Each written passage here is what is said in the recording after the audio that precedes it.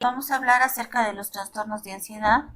Y bueno, primeramente explicar que la ansiedad es una respuesta emocional de aprensión o ante una situación de peligro o amenaza que puede ser actual o anticipada, puede ser real o imaginada y que tiene un componente psíquico que provoca una conducta de ataque o huida. Pues esto pues también está relacionado, ¿no?, con el miedo. Hablar la ansiedad de vez en cuando es normal cuando tenemos alguna situación que puede futura o actual que puede pues estar que nos llena de preocupaciones. Sin embargo, las personas que tienen este trastorno de ansiedad con frecuencia sienten una preocupación intensa, excesiva y persistente y son temerosas para todas las situaciones de la vida diaria. La definición, la ansiedad está definida como una sensación subjetiva de inquietud, temor o aprensión y puede indicar un proceso psiquiátrico primario o formar parte de una enfermedad médica primaria o ser una reacción a esta. Dentro de la epidemiología son las enfermedades psiquiátricas de mayor prevalencia en la población y se encuentran en un 15 a 20% de los pacientes que acuden a las consultas médicas. Normalmente un paciente con ansiedad pues no acuden a la consulta psiquiátrica de como la primera consulta. Normalmente acuden por los síntomas que nos presentan.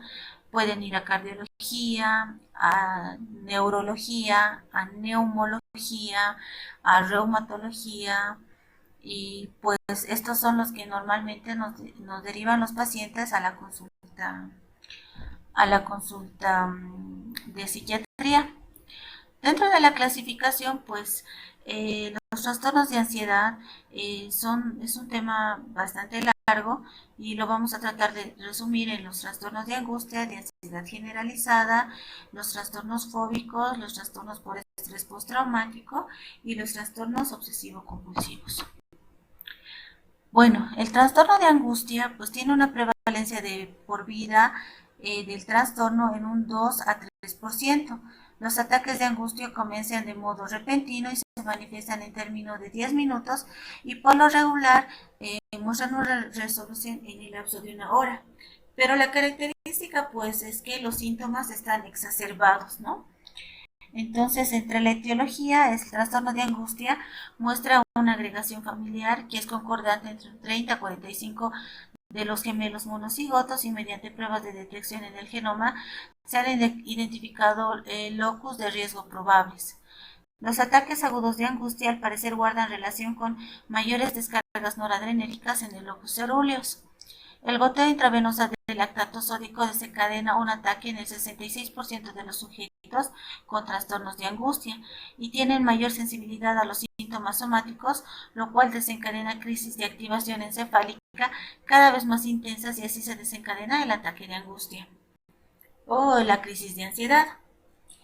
Dentro del diagnóstico diferencial hay que diagnosticar la etiología orgánica de las crisis. Pueden ser como procesos cardiovasculares, respiratorios, endocrinos y neurológicos, en los que la ansiedad es el síntoma principal, como en un hipertiroidismo. Entre las manifestaciones clínicas está la presencia de crisis recurrentes e impredecibles de angustia, los episodios identificables de miedo y malestar intensos asociados a distintos síntomas físicos como palpitaciones, sudor, temblor, sensación de ahogo, el dolor torácico, la expectativa aprensiva, que normalmente se describe como una sensación de que algo va a suceder. Entonces el paciente siente que pues algo muy grave va a pasar, entonces están todo el tiempo temerosos. Además que también son frecuentes las parestesias, las molestias, las digestivas y las sensaciones irreales. Además que estos pacientes pueden describir una sensación de muerte inminente, que es el síntoma característico de un trastorno de angustia o una crisis de ansiedad. Dentro del tratamiento está reducir la frecuencia de las crisis de angustia y amortiguar su intensidad. El componente fundamental del tratamiento farmacológico lo constituyen los antidepresivos para un mantenimiento del tratamiento, pero cuando estos pacientes se presentan en la emergencia, pues es importante saber que por la característica de los síntomas hay que disminuirlos en la brevedad que se pueda. Entonces, el uso de benzodiazepinas es el más indicado, y el que se puede utilizar pues es el alprazolam, y por vía sublingual, que tiene un, un efecto rápido, y entonces pues los pacientes también disminuyen los síntomas de una forma rápida. Entonces pues para evitar que esta sensación en el paciente pues quede como un temor más alto, y entonces pues esto es importante, por esto es importante controlar los síntomas al inicio, y que el paciente pueda presentarse. Los trastornos de ansiedad generalizada pues suelen comenzar antes de los 20 años, y pueden encontrarse antecedentes de miedos infantiles o inhibición social. La prevalencia de por vida de los trastornos de ansiedad generalizada es del 5 a 6%. El peligro mayor es en parientes de primer grado o en personas con la entidad diagnóstica. Entre la etiología, pues todos los agentes que generan ansiedad actúan en el complejo de receptor para el ácido aminobutírico y conducto iónico del cloro.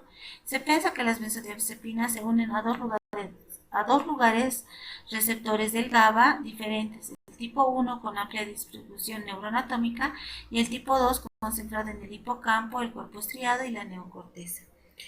Entre los efectos ansiolíticos de las distintas benzodiazepinas reciben influencia de su unión relativa a las subunidades alfa 2 y alfa 3 del receptor GABA, y la sedación y la deficiencia de la memoria y la subunidad alfa 1, y también parece que tiene relación con la serotonina. Dentro del diagnóstico diferencial hay que descartar la etiología orgánica de las crisis y las manifestaciones clínicas, pues los pacientes con trastornos de ansiedad generalizada tienen una preocupación persistente, excesiva o no realista asociada a otros signos y síntomas, que en general consisten en tensión muscular, dificultad para concentrarse, hiperreactividad del sistema nervioso autónomo, sensación de estar al límite o inquietud al insomnio. Preocupación en exceso por el futuro. Además del tratamiento, pues la combinación de intervenciones farmacológicas y psicoterapéuticas es la más eficaz, aunque rara vez se consigue un alivio completo de los síntomas. Suele estar indicado tratamientos con antidepresivos, un ciclo breve de benzodiazepinas.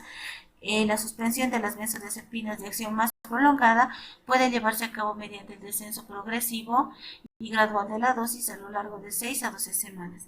Y los anticonvulsivos con propiedades GABAérgicas pueden ser eficaces también contra la ansiedad. Entre estos tenemos la gabapentina, la oxcarbazepina, la tiagabina, la pregabalina, el divalproato, que han producido algunos beneficios en diversos síndromes vinculados con la ansiedad.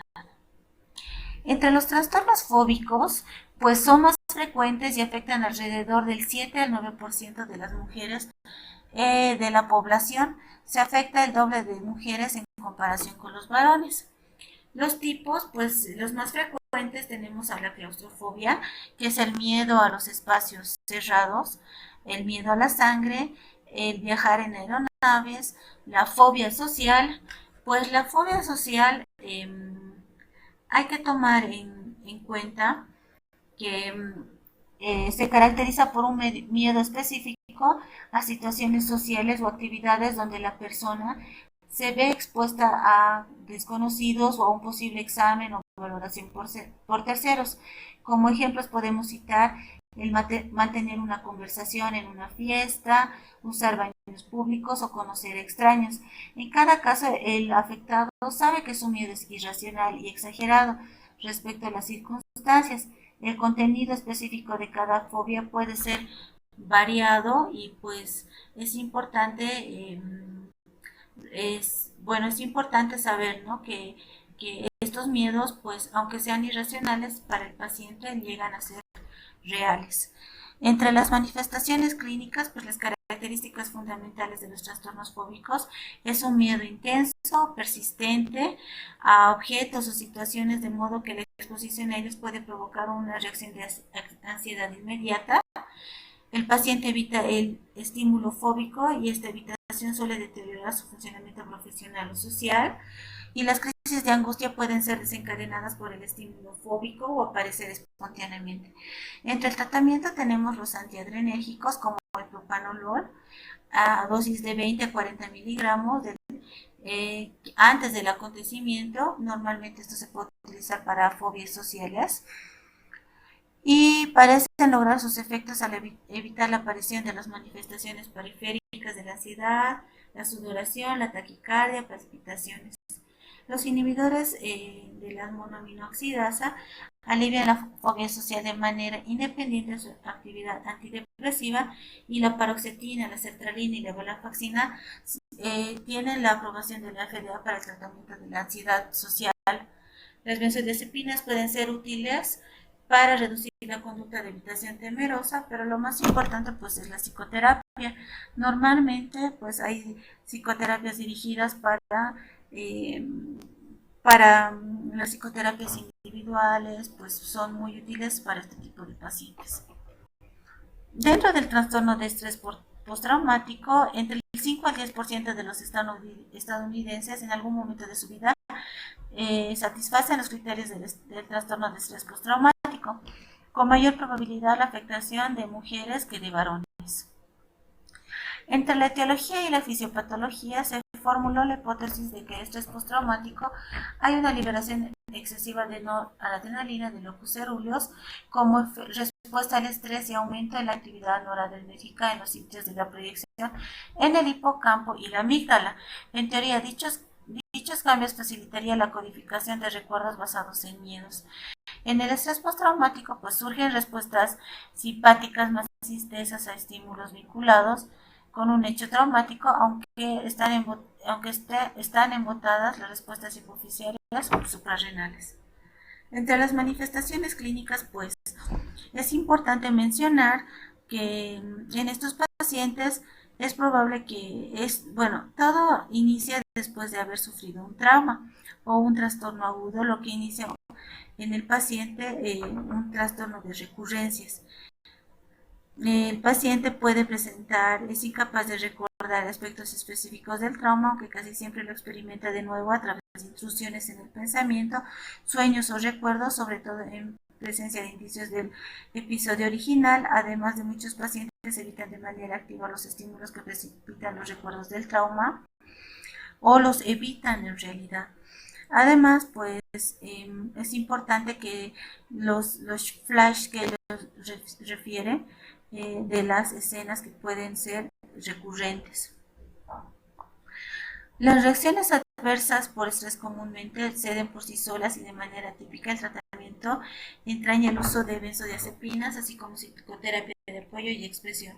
Sin embargo, la naturaleza crónica y recurrente del trastorno de estrés postraumático obliga a seguir una estrategia más completa que utiliza farmacoterapia y terapia conductual. Además que están disociados con la aparición de un trastorno agudo de estrés en el momento del trauma, y el uso de la paroxetina y la sertralina, que han sido aprobados en Estados Unidos por la FDA, pues son utilizados para disminuir los síntomas. Se ha visto que el uso en soldados de guerra que fueron a Irán, el uso de la dexametasona después de haber sido expuestos a un episodio grave o dentro de la misma en la guerra, pues ha disminuido y ha evitado que estos pacientes generen pues el evento de un estrés postraumático.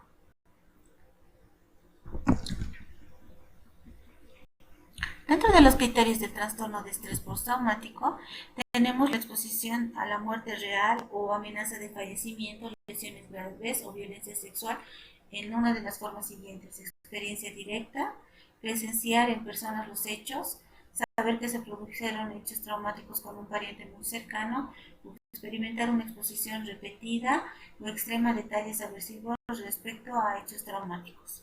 Además que la presencia de uno o más de los síntomas de intrusión siguientes acompañan al hecho traumático: memorias, recuerdos angustiantes, sueños angustiantes, reacciones de disociación o reminiscencias, lo que les decía, los flash que los pacientes refieren, la angustia psicológica, las reacciones fisiológicas intensas o pistas o que simbolizan o recuerdan un aspecto de los hechos traumáticos. Evitar persistentemente estímulos vinculados con hechos traumáticos que comenzaron desde que ocurrieron por uno más de los factores siguientes: evitar recuerdos perturbadores o intentar anularlos, evitar o evitar recordatorios externos como personas, sitios, conversaciones, actividades, objetos, situaciones que despiertan recuerdos perturbadores, ideas o sentimientos en cuanto a hechos traumáticos o más vinculados a ellos. Pues entre las alteraciones negativas en ideas y ánimo vinculados con hechos traumáticos, pues tenemos la imposibilidad de recordar un aspecto importante de los hechos. Esto puede llevar a que el paciente consuma bebidas alcohólicas o drogas, ideas o expectativas negativas persistentes o demasiado intensas en cuanto a la propia persona o terceros o el mundo. Normalmente pues esto es importante porque normalmente el paciente utiliza frases como: soy malo, no hay nadie en quien confiar, el mundo es peligroso, está permanentemente está destrozado mi sistema nervioso. Ideas persistentes y deformes de los hechos traumáticos, estados emocionales negativos, intereses notablemente menores de actividades significativas, sentimientos de lejanía, incapacidad persistente de presentar emociones positivas. Entre las alteraciones notables en la vigilia y la reactividad vinculados con hechos traumáticos están pues el comportamiento irritable, el comportamiento insistente o autodestructivo, la hipervigilia, la respuesta demasiado intensa de despertamiento, problemas en la concentración, trastornos del sueño.